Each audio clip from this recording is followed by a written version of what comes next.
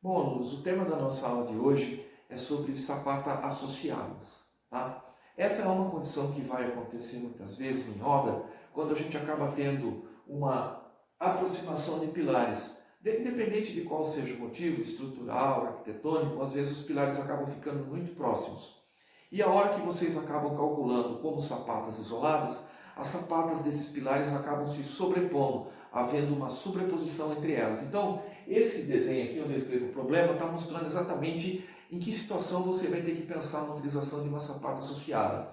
Eu tenho dois pilares aqui desenhados, onde quando eu calculei pelo processo de sapata isolada, esse pilar aqui, a área dele acabou se sobrepondo à área do outro pilar que também foi calculado como sapata isolada. Ou vice-versa, né? Ou a área desse pilar se sobrepôs à área daquele pilar.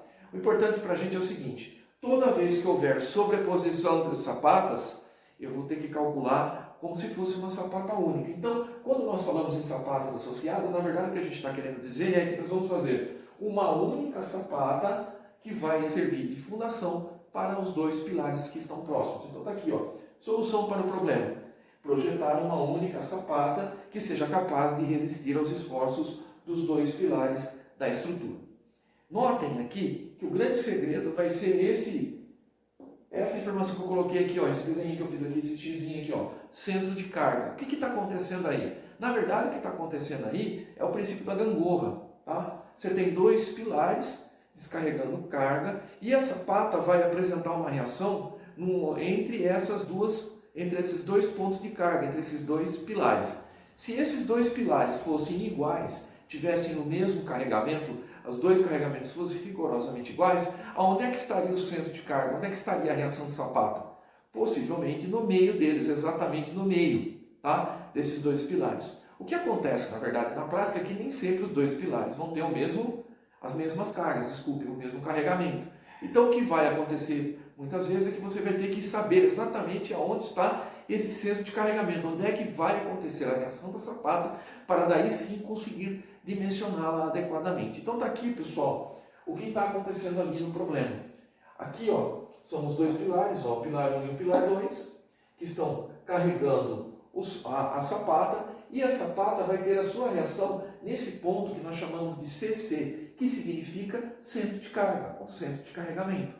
O que eu vou fazer primeiramente? A primeira coisa que eu vou fazer, eu vou estabelecer exatamente onde é essa posição. E para isso nós vamos recorrer ao equilíbrio de forças, onde a somatória de momentos na reação da sapata tem que ser em quanto? Zero. Imagina agora o seguinte aqui, ó. Está aqui, ó, equacionamento, achar a posição do centro de carga.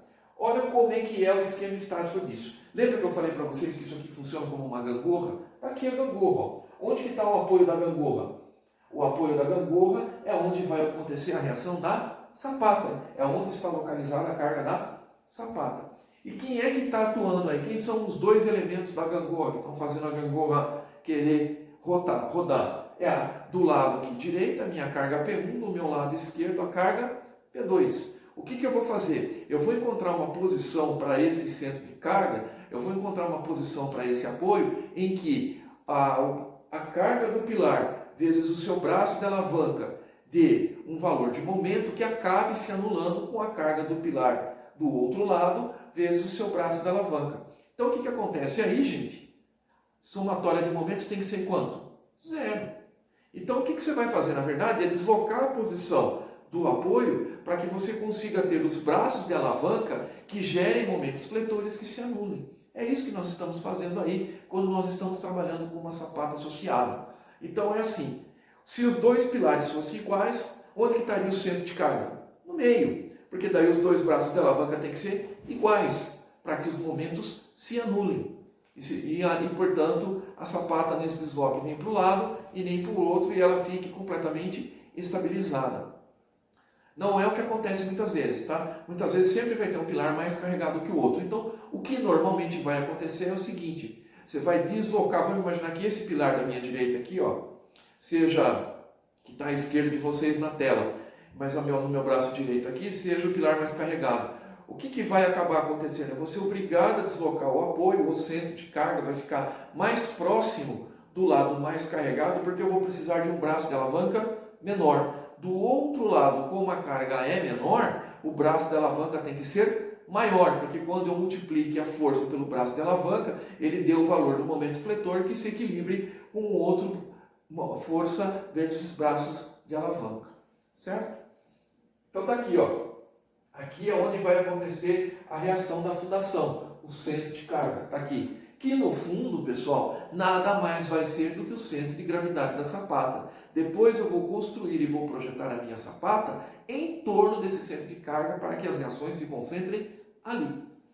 Então até aqui, ó, a somatória de momentos onde eu estou aplicando a carga tem que ser quanto? 0. O que eu fiz aqui, ó? Eu peguei a carga do pilar 1 e multipliquei pelo seu braço de alavanca. Então tá aqui, ó, P1 vezes X. Como o P1 tá naquele lado ali, ó, ele está fazendo o quê? O que ele está tentando fazer ali? Ele está tentando girar no sentido anti-horário. Para nós, toda vez que eu girar no sentido anti-horário, eu vou adotar um sinal negativo. Então está aqui, ó, P1 está girando no sentido anti-horário em relação ao centro de carga, então menos P1 vezes X, que é o P1 vezes o braço da alavanca até o centro de carga, que eu chamei de X, mais o P2, porque o P2 está positivo, porque agora ele está girando no sentido horário. Então fica mais P2 que multiplica quem? A distância L, que é a distância entre os pilares, menos a distância X, ou seja, L menos X.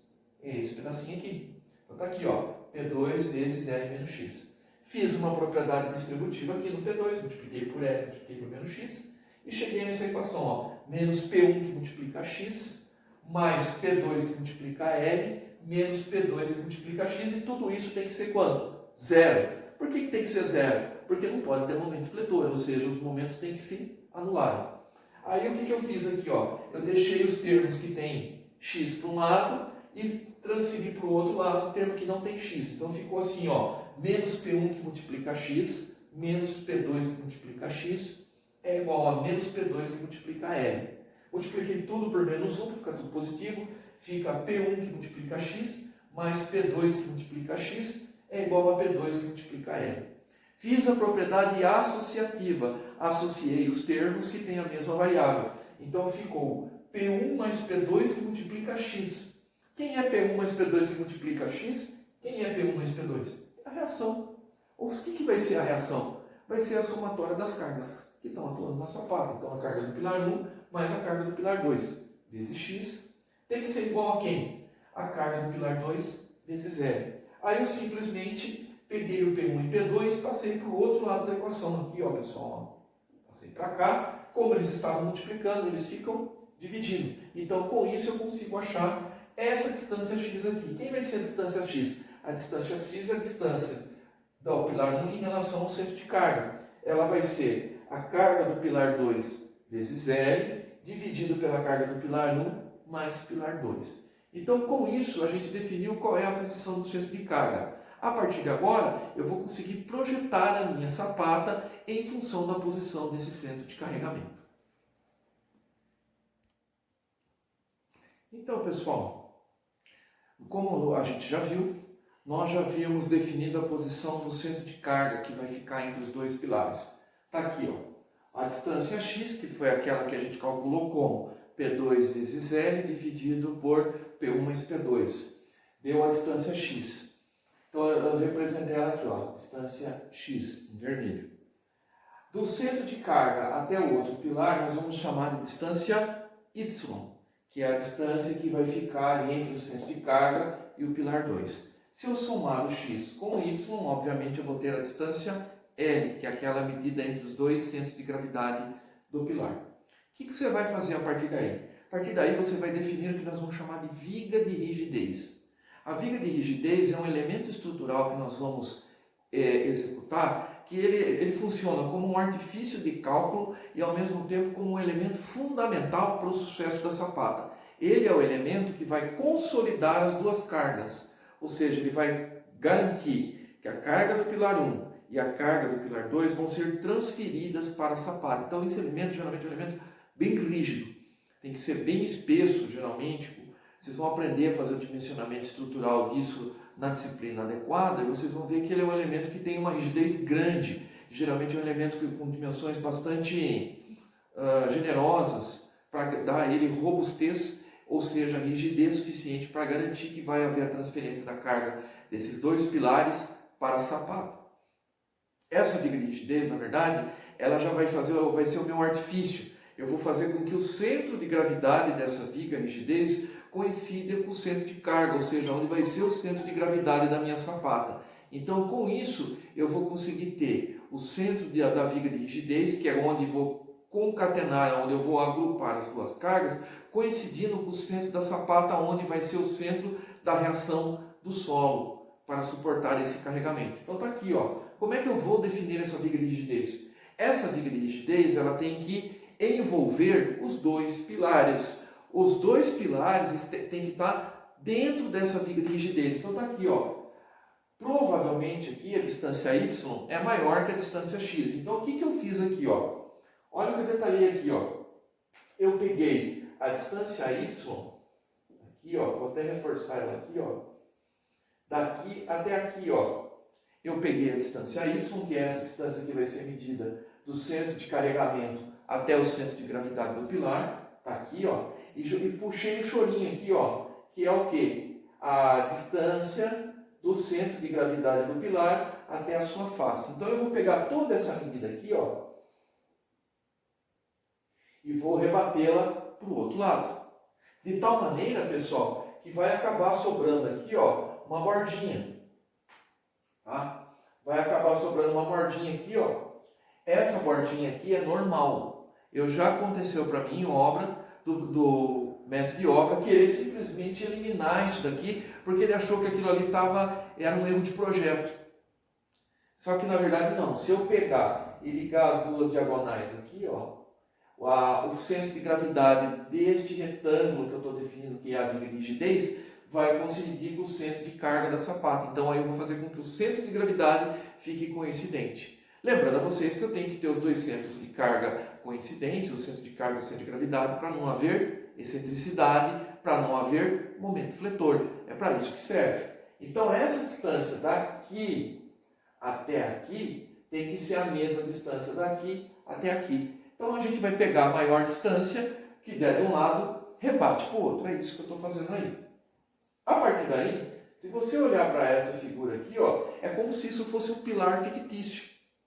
Um pilar fictício retangular, de medidas L e B. Essas medidas L são suficientemente adequadas para envolver os dois pilares que serão objeto de uma única fundação. Então essa largura B tem que caber os dois pilares, de tal maneira que o centro de gravidade dessa largura B coincida com o centro de carga, né? E também em L, o centro de gravidade do L, metade de L, né, para cá, e metade de L para cá, tem que bater com o centro de carga. Então, como essa distância é menor, isso então acaba tendo uma folga aqui, pessoal. É isso que eu estou tentando demonstrar. Eu acredito que com o exemplo numérico isso vai ficar um pouco mais fácil de vocês entenderem, tá? Então, isso aqui se torna um retângulo. A partir do momento que isso se torna um retângulo, eu vou dimensionar isso como se fosse uma sapata retangular. E aí a gente volta lá naquelas fórmulas da aula de sapata isolada, onde L' menos Bzinho é igual a Lão menos Bzão,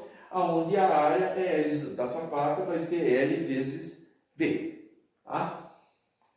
Então, com isso, o grande segredo é saber determinar a viga de rigidez de maneira adequada para que o centro de gravidade dela coincida com o centro de carga. Isso feito, o resto é o cálculo normal que a gente viu. Vai ter uma diferença na hora de calcular a área, pessoal, porque, de novo, como eu vou ter uma viga de rigidez, essa carga não vai poder ser só 5%, lá 1,05 de S, vai ter que ser 10%, porque eu vou ter que levar em conta também o peso dessa viga na estrutura, então vai ficar uma sapata mais rígida. Então tá aqui, ó, exemplo. Vamos começar a resolver um exemplo que vai ficar muito mais fácil para vocês entenderem o que eu estou fazendo. Calcule a sapata associada para os pilares abaixo. Então é o pilar 1 de 60 toneladas força, ou o pilar 2 de 40 toneladas força. Eles estão sendo descarregando, melhor dizendo, uma carga num solo cuja tensão admissível é 20 toneladas força por metro quadrado. O que eu vou fazer aqui? Ó? Muito simples. Primeira coisa, eu vou pegar as dimensões do projeto. O centro de gravidade do pilar 1 em relação ao centro de gravidade do pilar 2 está com uma distância de 1 metro, estão muito próximos. Então, se eu calcular a área desse sapato isolado e calcular a área desse sapato isolado, vocês vão ver que vai haver uma sobreposição de áreas. Em função desse fato, vou fazer uma sapata única. Quanto vai ser a distância x? A distância x vai ser sempre medida do pilar 1 até o centro de gravidade, por essa equação aqui. Então, quem é x? P2 vezes L, dividido por P1 mais P2. Então, quem é P2? 40 toneladas força. L é a distância que existe entre esses dois pilares, dividido pela somatória da carga dos dois pilares, que é 100. Portanto, a distância x, que é a distância do pilar 1 até o centro de carga, é de 0,40 metros ou 40 centímetros. Então, olha só o que eu vou fazer agora. Agora é que vem o segredo, pessoal. Agora é a hora de definir a viga de rigidez. Então, do centro de gravidade do pilar 1 até o centro de carga, quanto foi a distância que nós calculamos? 40 centímetros. Consequentemente, como a distância daqui até aqui é 1 metro, o que sobra é a distância do centro de carga até o pilar 2, que é 60 centímetros. Se vocês quiserem, dá para fazer esse cálculo. Só que em vez de usar P2 aqui, vocês usam P1. P1 vezes L dividido por P1 mais P2 vai dar os 60 centímetros. É que eu adotei como referência sempre o pilar que está aí ao lado esquerdo de vocês. Tá? Então, como eu adotei ele como referência, ele me dá a distância menor. E aí a distância maior acabou ficando desse lado aqui. Daqui até o centro de gravidade do pilar tem, portanto, 60 centímetros, que é o que falta para 1 metro. Do centro de gravidade do pilar até a face do pilar, tem mais 10 centímetros, já que nós estamos pegando no meio do pilar de 20 centímetros de largura. Então, quanto tem toda essa medida aqui? 70. Se eu quiser que esse pilar aqui esteja envolvido pela viga, eu não vou poder usar 50, que é o 40 mais 10. Se eu usar 40 mais 10, vai parar aqui, então esse pilar ficaria de fora. Então, eu vou trabalhar com a medida maior. Vocês sempre vão trabalhar com a medida maior. E a medida maior aqui é 70 centímetros. Então, está aqui, 70 centímetros daqui, eu rebati para cá. Olha, eu puxei aqui o desenho do pilar, veja, vai sobrar mesmo um tanto de viga para fora. É para sobrar, cai naquela história do mestre de obra que queria demolir. Não, isso aqui foi erro na hora de locar, não tem erro nenhum. É que se eu puxar o centro de gravidade aqui desse retângulo, ele vai coincidir com o centro de carga da sapata. Esse é o segredo, pessoal. Então, esse lado da viga de rigidez é o 70 mais 70, 1,40 m. E desse lado aqui, como esse pilar aqui é maior, é 30 centímetros, e para nossa sorte, o centro de gravidade dele está alinhado com o outro centro de gravidade, então é só repetir 30 centímetros aqui, ficando, portanto, uma viga de 1,40 m de largura por 0,30 m de espessura. A partir de agora, ela deixa de ser para nós uma viga. Eu vou no campo executar essa viga de rigidez, ela vai existir, eu vou construí-la. Só que para nós, agora, para efeito de cálculo, ela é a nossa referência de medida para nós dimensionarmos a sapata, como nós vamos ver agora na sequência. Então, pessoal, dando sequência no cálculo, eu desenhei aqui para vocês a viga de rigidez aqui. Ela se tornou agora para nós um pilar de 1,40 m de lado e 0,30 metros de largura. Então, fazendo uma analogia com o pilar retangular, ele seria, então, 0,30 seria o lado Bzinho, o lado menor do pilar, e o Lzinho seria o lado maior do pilar, 1,40.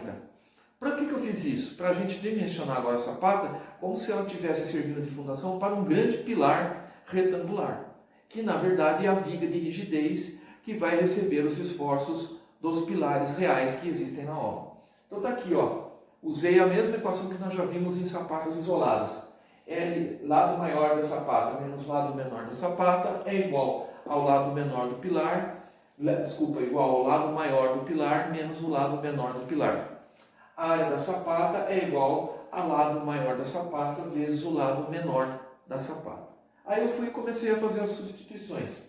Então aqui eu trabalhei primeiro com a primeira expressão aqui, lado maior da sapata menos lado menor da sapata é igual ao lado maior do pilar, no caso aqui é um pilar de 1,40 m, seria o pilar de 1,40 m, menos o lado menor do pilar, esse pilar fictício que teria 0,30 de lado, que são as medidas da viga de rigidez.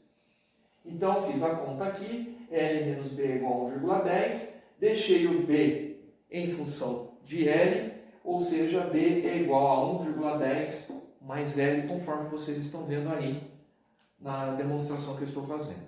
Na sequência, eu fui trabalhar com a equação 2 para trabalhar com a equação 2, eu precisaria saber quanto que é a área que a sapata vai ter que ocupar. Para isso, eu vou utilizar a fórmula da área do pilar isolado. Só que ela tem algumas novidades. A primeira novidade aqui é que eu marjorei em 10%. Como eu já havia comentado anteriormente com vocês, nós trabalhamos com 10% nesse caso, porque a viga de rigidez vai deixar a sapata mais rígida, vai conferir uma rigidez maior para a sapata. Então eu aumentei a carga, a consideração da carga do peso próprio da sapata, em função do fato de que as dimensões dessa viga vão ser significativamente importantes no peso do conjunto final. Então, majorando em 10%, estou considerando tanto o peso da sapata quanto o peso da viga de rigidez. Outra novidade aqui é que essa sapata serve para 2 pilares. Servindo para 2 pilares, então obviamente que tem que entrar as duas cargas dos 2 pilares, certo? Então está aqui, ó,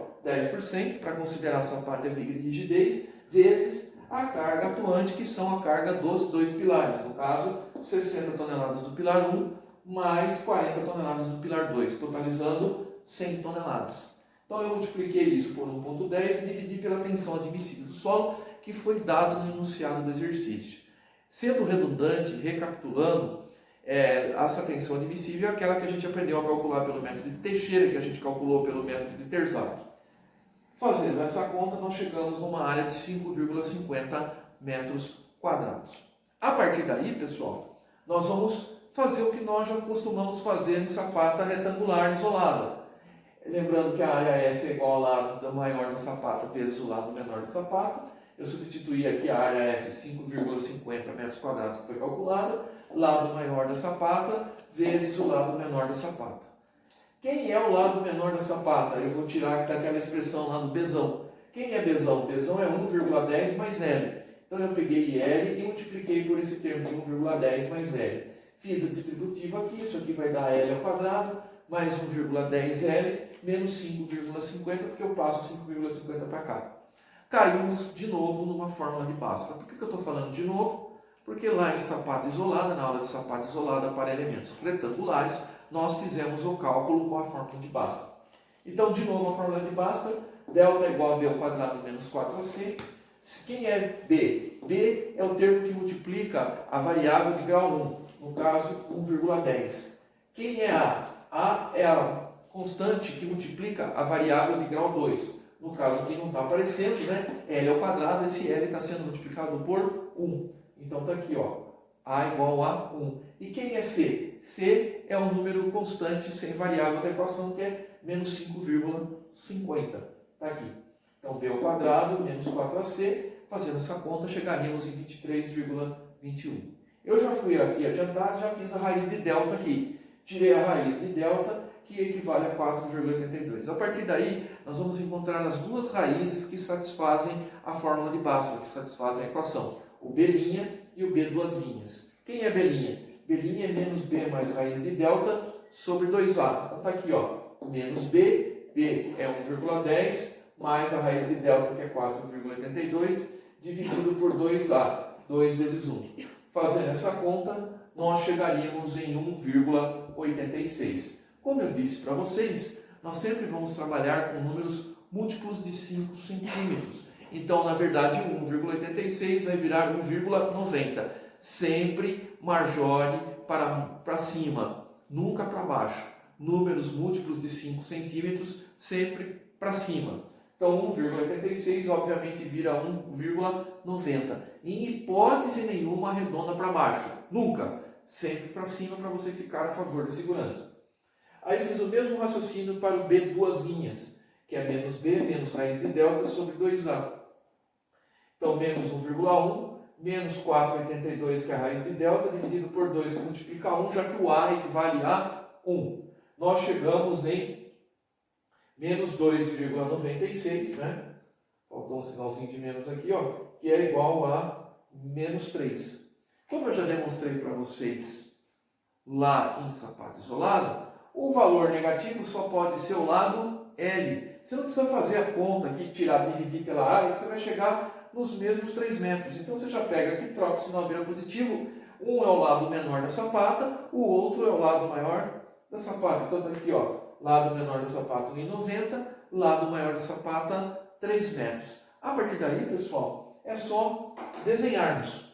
Então, o que eu fiz aqui? Eu desenhei primeiro os dois pilares, a viga de rigidez aqui abraçando os dois pilares.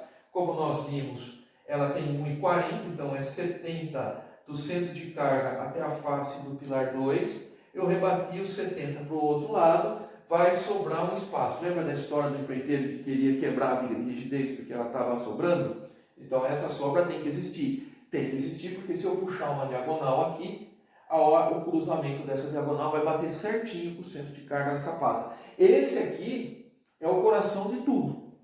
Ele que tem que bater certinho. Se ele não bater, você vai ter excentricidade e essa sapata vai apresentar problemas de deformabilidade estrutural. Então o centro de gravidade da sapata tem que coincidir com o centro de carga. E o único jeito de eu fazer isso é fazer esse artifício de criar essa viga de rigidez cujo centro de gravidade dela coincide com o centro de carga. Então ela para nós, para o dimensionamento, é como se fosse um pilar de 1,40 por 30. As cargas são deles, mas as dimensões geométricas que vão definir toda a sapata partem nessa viga de rigidez. Essa viga é extremamente importante. Por isso estou sendo bastante redundante e insistindo muito na existência dela e na importância dela. Tá? Não venho querer fazer alinhadinho aqui certinho por uma questão estética. Isso não existe. Lembrando a vocês que essa viga está enterrada. Tá? Essa viga está correndo abaixo do nível do piso do solo. Então ninguém vai ver isso daqui. Isso não fica aparente no ambiente. Tá? Não fica esse degrau aparecendo. Ele está escondido, enterrado no solo. Então não tem problema nenhum. A partir daí, eu tenho o centro de carga aqui. O que eu fiz? O lado maior da sapata é 3 metros, então 1,5 m para cá, 1,5 m para cá, daqui até aqui, os 3 metros de sapata. E o mesmo raciocínio eu fiz no eixo Y. Para minha felicidade, aqui o centro de carga da sapata está alinhado com os centros de gravidade dos dois pilares, sem problema nenhum. Como esse lado aqui, na hora que nós fomos bolar o pilar fictício, nós vimos que tem que ser 30 centímetros para encaixar, né, o pilar 1 que tem a medida maior. Então esse lado aqui tem 30, 15 para baixo, 15 para cima. E aí eu calculei aqui e vi que o lado menor da sapata dá quanto? 1,90 m. Então eu joguei 95 centímetros a partir do eixo para baixo, 95 centímetros do eixo para cima.